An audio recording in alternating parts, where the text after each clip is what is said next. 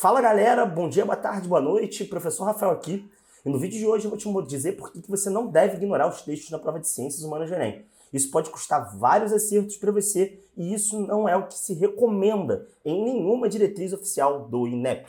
Mas antes de eu começar a te provar por A mais B por que você não deve ignorar os textos na prova de Ciências Humanas do Enem, deixa eu fazer uma propaganda já costumeira. Caso você goste desse vídeo, por favor, se inscreva no canal para você receber notificações de mais vídeos como esse. E se você gostar também, deixa o seu like aí e ativa o sininho para você receber mais notificações.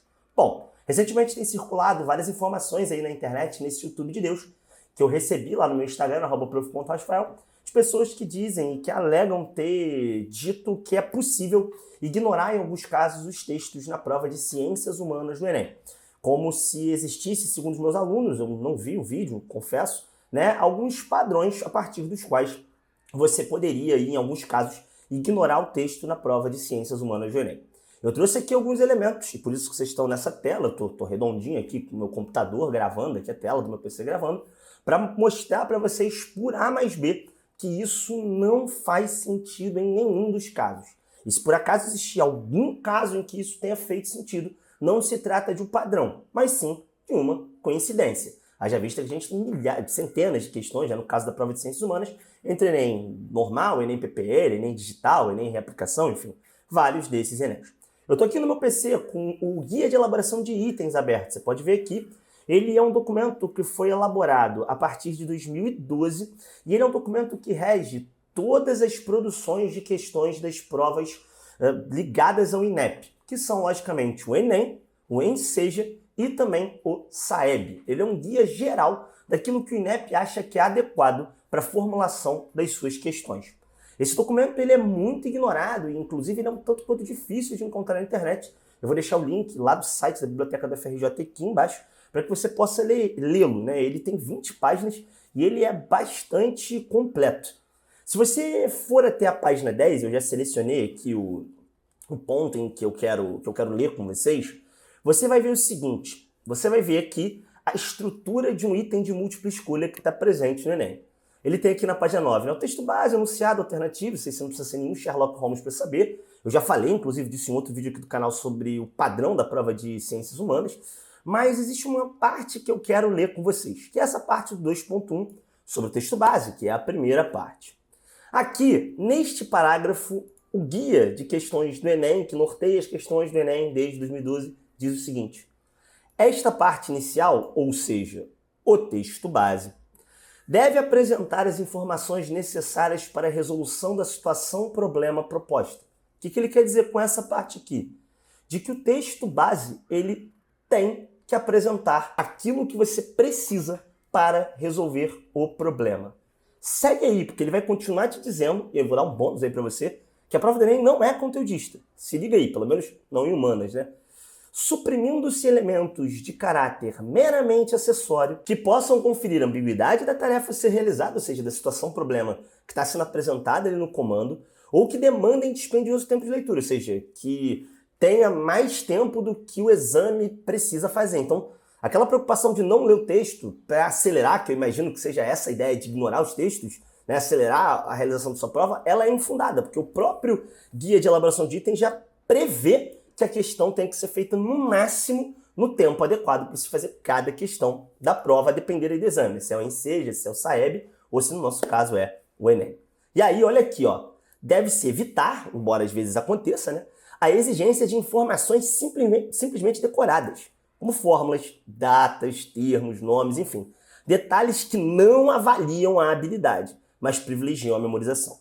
Bom, na prática, esse trecho do guia de elaboração de itens do INEP deixa muito claro, não há possibilidade da resposta, né, não estar presente dentro do texto. E aí muita gente já me apresentou, e eu não sei se é o caso desse vídeo, desses posts que me mandaram ou não, tá? Mas muita gente me apresentou o seguinte argumento. A galera me apresentou um argumento que é um argumento que está previsto dentro do guia de elaboração de itens do Enem, que é o argumento do paralelismo. O que é isso? Eu vou te mostrar aqui. Eu nem precisei vasculhar muito o banco de questões das provas do Enem e do Enem PPL para achar um caso em que isso, na aparência, se aplica, mas na realidade não faz o menor sentido. Eu vi duas questões aqui no Enem de 2021, uma questão de geografia. O que seria o paralelismo? Eu vou mostrar aqui para vocês dentro do guia de elaboração, tá? Aqui no guia de elaboração, ele fala sobre como as alternativas, as opções, elas têm que ter paralelismo sintático e paralelismo semântico. O que significa isso? Elas têm que ter extensão equivalente e elas têm que ter uma coerência no sentido. Então, se você está falando de abacate, todas as alternativas têm que falar de fruta. Não adianta você meter uma alternativa que fale de câmera fotográfica, por exemplo.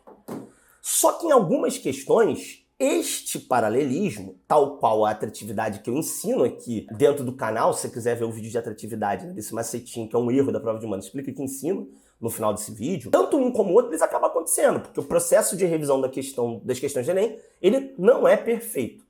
E aí, o que é o paralelismo, esse paralelismo, né? A ausência desse paralelismo? É quando uma alternativa ela discrepa, ou seja, você tem abacate, pera, uva, maçã, e aí do nada tu tem o bonequinho do Rafael, miniatura de professor. E, bom, muitas pessoas acham que quando uma alternativa não é paralela, ela necessariamente é o gabarito, então na prática você não precisaria ler o texto. Eu vou mostrar como isso aqui não faz o menor sentido e como o texto continua a ser, tirando em alguns casos bastante específicos, o balizador das alternativas corretas. Bora aqui para essa questão. Essa questão eu vou começar como a galera recomenda, né, aí pelo enunciado para não ler o texto, né? Ele pergunta aqui, qual medida promove a participação social descrita no texto? Bom, o próprio comando remete ao texto, mas eu vou ignorar e eu vou procurar as alternativas que sejam similares e aquela que não é nada similar. A letra A fala de redução dos impostos municipais, a letra B fala de privatização dos espaços públicos, está falando aí a A de uma questão tributária, a letra B de uma questão geográfica, de como o espaço ele se organiza, né? A letra C fala de adensamento das áreas de comércio, também uma outra forma, né, de organização do espaço. A letra D, né, fala de valorização dos condomínios fechados, também uma outra forma de ocupação e de organização do espaço. E a letra E do fortalecimento das associações de bairro, também uma outra questão aí que determina como é que você vai ocupar o espaço, beleza?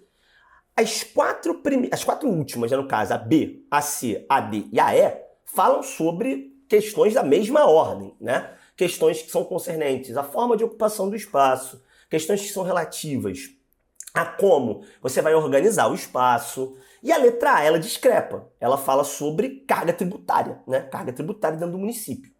Automaticamente, então, a gente vê que essa questão ela não tem paralelismo. A B, a C, a D e a E são alternativas mais ou menos com o mesmo valor aí do ponto de vista do seu significado, né? Elas são alternativas paralelas. E a A é uma alternativa não paralela.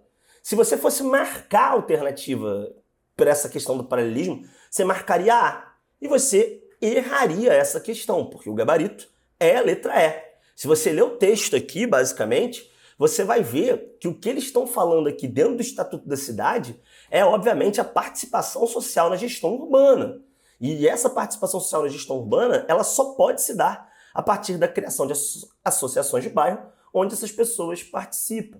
Então, na prática, perceba, logo na primeira questão, na segunda, na verdade, a primeira é uma questão de geografia física, que não dá para fazer isso, porque todas as alternativas são paralelas de fato. Você tem aqui a resposta que desmente logo essa ideia de que as questões não dependem do texto. Por acaso, em alguns casos, de repente você consegue, só que preste atenção em mim. Para cada caso de questão que passar com erro, que porventura ou seja paralela, ou de fato, às vezes, não depender do texto, né? Vamos supor aqui que tem uma questão que não depende do texto, que de fato privilegia decoreba dentro do Enem. Para cada questão que tiver isso, você vai ter outras 44 que dependem do texto. E aí é isso. Você vai trocar 44 questões, mais a possibilidade de acertar essa 45ª por um método que, cara, vai te fazer acertar uma, duas questões na prova? Não sei, né? Então, assim, muito cuidado na hora de economizar tempo na sua prova, né? Se você vai economizar tempo na sua prova, presta muita atenção para você não cortar tipo o essencial. Lembra aqui do guia de elaboração de itens. Lembra que os itens são feitos no tempo que você precisa para responder. E eu sei que nem sempre o tempo que o INEP pensa para o padrão Brasil é o seu tempo. Tô ligado nisso. Mas alguns atalhos, e eu não sou contra atalho não, tá? Eu dou vários aqui. Eu curto vários, inclusive, que eu já vi a galera mostrando, estudantes, professores, etc. Até na área de humanas, inclusive. Mas alguns atalhos podem ser danosos para você. Então fica muito ligado, porque isso aqui a gente está falando de informação oficial do INEP. A gente não está falando assim de uma ou outra questão que a gente encontra aqui e que discrepa. Fica muito, muito, muito ligado nisso.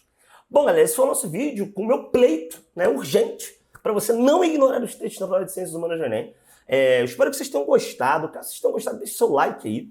E não esquece também de, logicamente, deixar um comentário aqui, caso tenha ficado alguma dúvida, né? Se você discordar de mim, achar que realmente você pode ignorar os textos, cara, não há nada mais que eu possa fazer, porque eu poderia, inclusive, continuar aqui, né? Vou voltar aqui, né? Eu poderia continuar aqui, falando questão a questão, resolvendo um monte de prova do Enem, resolvendo a prova do Enem de 2021. Aliás, igual eu fiz, inclusive, lá no meu curso do Plano do Gabarito, que eu resolvi a prova do Enem PPL de 2017, mas, mano, não vou fazer isso, porque o vídeo vai ter 200 horas.